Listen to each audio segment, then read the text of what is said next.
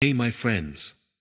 In this quickie video I'm showing step by step on how to enable SSL for the site in cPanel.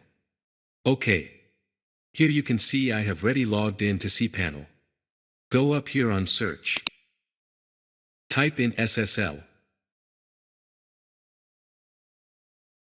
Here click on this SSL/TLS status. This page will open. Check this box as you see that I'm doing so that the SSL be applied on all pages.